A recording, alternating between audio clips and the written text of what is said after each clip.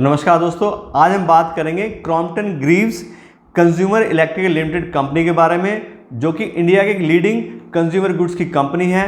Company लगभग 75 सालों से भी ज़्यादा टाइम से इंडिया में अपना बिजनेस कर रही है और कंपनी के नाम से खुद का एक सुपर स्ट्रॉन्ग ब्रांड है। क्रॉम्पटन के नाम से लोग बिल्कुल कह के सामान लेते हैं कि हमें इसी के प्रोडक्ट चाहिए और बिल्कुल बहुत ही एक्सीलेंट क्वालिटी के साथ कंपनी प्रोडक्ट बनाती है। तो इसलिए आज की इस वीडियो में कंपनी का पूरा फंडामेंटल एनालिसिस करेंगे और देखेंगे कि एज एन इन्वेस्टर क्या हमें इस कंपनी में इन्वेस्ट करना चाहिए नहीं, और उसके साथ हम कंपनी के पूरे फाइनेंशियल्स भी चेक करेंगे कि कंपनी के रेवेन्यू और प्रॉफिट्स कैसे चल रहे हैं, और उसके बाद हम कंपनी की वैल्यूएशन करेंगे कि आज की डेट में कंपनी में किस प्राइस पे अवेलेबल हो रही है, कि क्या कंपनी ओवर वैल्यूड है या अंडर वैल्यूड है।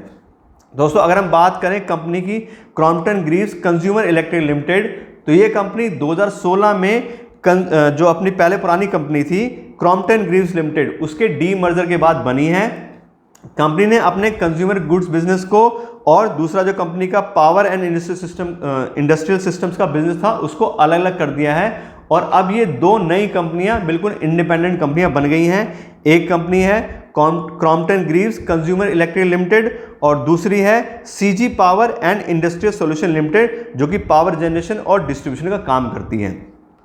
तो अगर हम बात करें अपनी कंपनी की Crompton Greaves consumer electrical limited, तो ये कंपनी मेनली दो बिजनेस सेगमेंट में काम करती है, एक तो लाइटिंग्स बनाने का और दूसरा इलेक्ट्रिकल कंज्यूमर प्रोडक्ट्स बनाने का।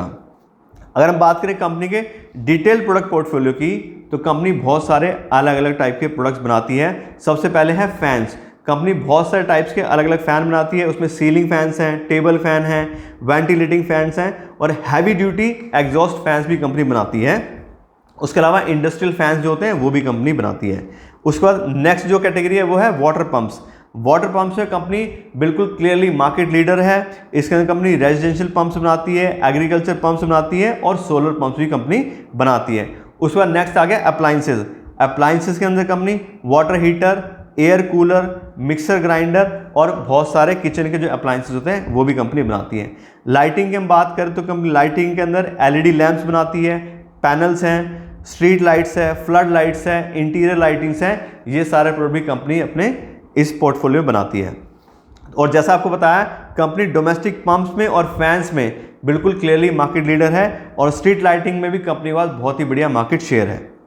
इसके साथ हम बात करें कंपनी के रेवेन्यू ब्रेकअप की, तो कंपनी को 75% का जो रेवेन्यू है वो कंज्यूमर ड्यूरेबल से आता है, जिसमें फैंस हो गए, पंप्स हो गए, अप्लाइंसेज हैं। उसके अलावा 25% का जो रेवेन्यू है वो कंपनी को लाइटिंग सेगमेंट से आता है। और इसके साथ साथ कंपनी में बहुत ही बढ़िया डिस्ट्रीब्यूशन नेटवर्क है।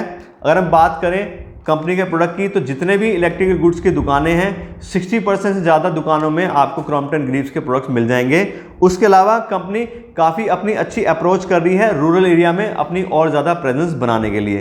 तो इस तरह से हम देखते हैं तो कंपनी का ब्रांड बहुत अच्छा है, क्रॉम्पटन के नाम से प्रोडक्ट बिकते हैं और कंपनी की रेंज भी काफ़ी अच्छी है प्रोडक्ट्स की।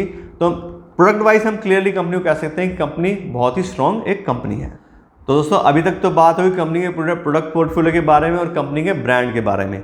अब हम बात करें कंपनी के फाइनेंशियल्स के बारे में कि कंपनी के फाइनेंशियल्स और रेवेन्यू और प्रॉफिट्स कैसे चल रहे हैं, जिससे हमें कंपनी के बारे में और डिटेल नॉलेज मिल सके। तो मैं आपको बता दूं, किसी भी कंपनी का फाइनेंशियल एनालिसिस करने के लिए मैं पिछले 5 साल का डेटा चेक करता हूं, जिससे हमें कंपनी के बारे में क्लियर इन्फॉर्मेशन मिल सके।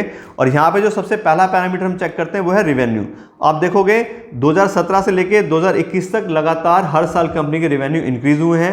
लगभग 4000 करोड़ रुपए के आसपास का रेवेन्यू 2017 में था और 2021 में 4800 करोड़ के आसपास हो गया। बहुत ज़्यादा इंक्रीमेंट तो नहीं आया है, लेकिन हर साल कंपनी में इंक्रीमेंट आ रहा है। इसके साथ साथ अगला पैरामीटर हमारा है ग्रॉस प्रॉफिट मार्जिन, और यहाँ पे आप देखोगे तो 30%, 32% के आसपास का हर साल का कंपनी का पिछले 5 साल का एवरेज है, जो कि बहुत ही बढ़िया है। इस समय क्लियरली ये पता लगता है कि कंपनी बहुत अच्छे से अपने प्रोडक्शन कॉस्ट को मैनेज कर पा रही है।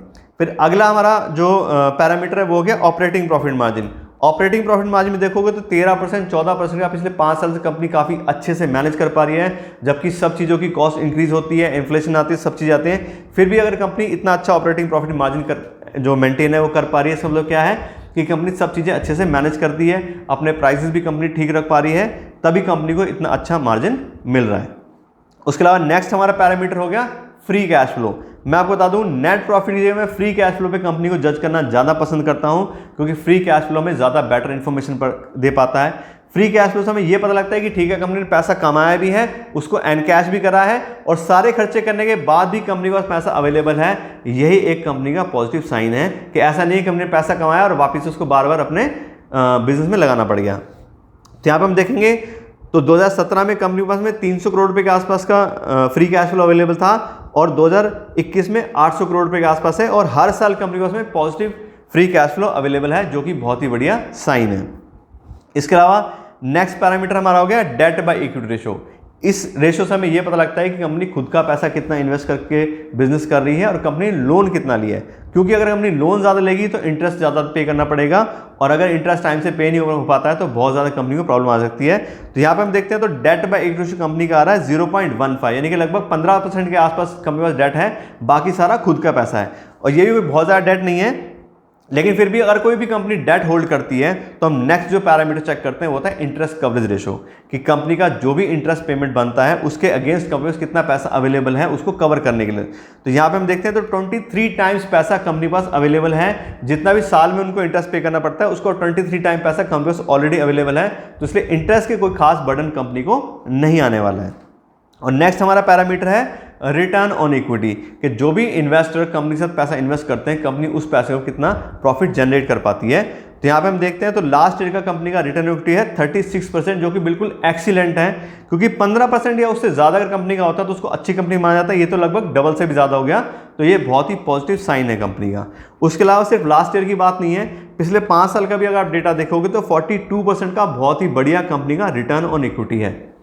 तो इस हिसाब से पूरे फाइनेंशियल चेक करके हम बिल्कुल क्लियरली कह सकते हैं कंपनी के फाइनेंशियल बहुत ही स्ट्रांग है, कंपनी के पास कोई खास डेट भी नहीं है, हर साल कंपनी के पास फ्री कैश फ्लो अवेलेबल है, कंपनी के प्रॉफिट मार्जिन अच्छे हैं और रिटर्न ऑन इक्विटी भी बहुत ही बढ़िया है। तो क्लियरली हम कह सकते हैं ये फाइनेंशियली एक बहुत ही स्ट्रांग कंपनी है। अभी तक तो बात हुई कंपनी के फाइनेंशियल्स के बारे में और कंपनी के प्रोडक्ट प्रोफाइल के बारे में। अब हम बात करें कंपनी की वैल्यूएशन के बारे में कि कंपनी आज की डेट में किस प्राइस पे हमें अवेलेबल हो रही है। और मैं आपको बता दूं किसी भी कंपनी की वैल्यूएशन करने के लिए मैं यूज़ करता हूं डिस्काउंटेड कैश फ्लो एनालिसिस। उसके अंदर हम कंपनी को उसके फ्री कैश फ्लो को वैल्यू करते हैं, कंपनी कितना फ्री कैश फ्लो जनरेट कर पा रही है उसके हिसाब से उसकी कितनी वैल्यू बनती है। तो यहाँ पे हम पिछले 3 साल का एवरेज लेता हूँ फ्री कैश फ्लो का, तो आता है 485 करोड़ रुपये और उसके हिसाब से कंपनी की जो फेयर वैल्यू बनती है वो आती है 24,250 करोड़ रुपए। यानी कि ऐसी कंपनी जो 485 करोड़ रुपए हर साल अपना इंक्रीज जनरेट करती है उसकी जो फेयर वैल्यू बनती है वो आती है 24,250 करोड़ रुपए।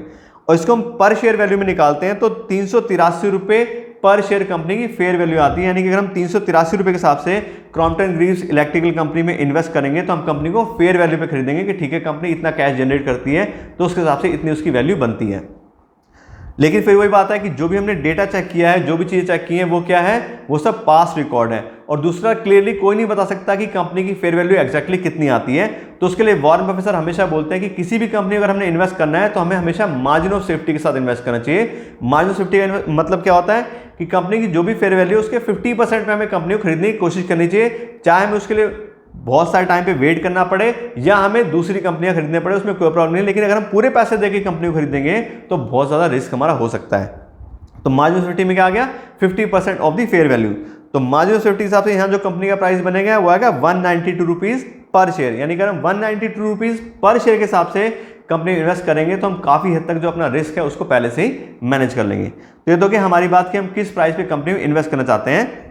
अब हम चेक करते हैं कंपनी का करंट शेयर प्राइस क्या चल रहा है। तो आज की जो कंपनी का जो करंट शेयर प्राइस है वो आ रहा है 378 रुपीज़। यानी कि कंपनी आज की डेट में हमें फेयर वैल्यू पे क्लियरली अवेलेबल है। हमने जो फेयर वैल्यू पर शेयर निकाली थी वो कितनी थी 383 और यहाँ पे कितने मिल रही है आज की डेट में 378 रुपये 378 रुपीज़। तो कंपनी फेयर प्राइस में हमें अवेलेबल है, मार्जिन ऑफ सेफ्टी से थोड़ा ज़्यादा है लेकिन फिर भी हम देखें तो काफ़ी अट्रैक्टिव जो है उसका प्राइस है। दूसरा फिर वही बात है कि जो भी आपको इन्फॉर्मेशन दी है ये सब क्या है, ये सब एजुकेशन पर्पज से है। आपको कंपनी से इन्वेस्ट करना है नहीं करना है या अपने हिसाब से डिसाइड कीजिए, मेरे हिसाब से नहीं। और दूसरा किस प्राइस पे आपको इन्वेस्ट करना है ये भी आपकी अपनी चॉइस है। आपको जो भी चीज़ें ये बताइए ये सब एक टेंटेटिव आइडिया है, एग्जैक्टली कोई नहीं बता सकता कंपनी क्या फेयर वैल्यू है क्या नहीं, क्योंकि बहुत सारी चीज़ें अलग अलग चेंज होती हैं। इसीलिए मार्जिन ऑफ सेफ्टी का कॉन्सेप्ट यूज़ किया जाता है। तो इस हिसाब से आपको कंपनी की सारी डिटेल दे दी है। कंपनी का ब्रांड बहुत अच्छा है, क्रॉम्पटन के नाम से प्रोडक्ट बिकते हैं, कंपनी के फाइनेंशियल्स बहुत अच्छे हैं, कंपनी की जो वैल्यूएशन है वो भी काफ़ी अट्रैक्टिव आज की डेट में लग रही है। तो इस हिसाब से आशा करता हूँ आपको सारी डिटेल कंपनी के बारे में मिल गई होंगी। अगर आपको ये वीडियो अच्छी लगी हो तो उसको लाइक और शेयर जरूर कीजिएगा और मेरे चैनल को भी सब्सक्राइब कर लीजिएगा। Thank you so much.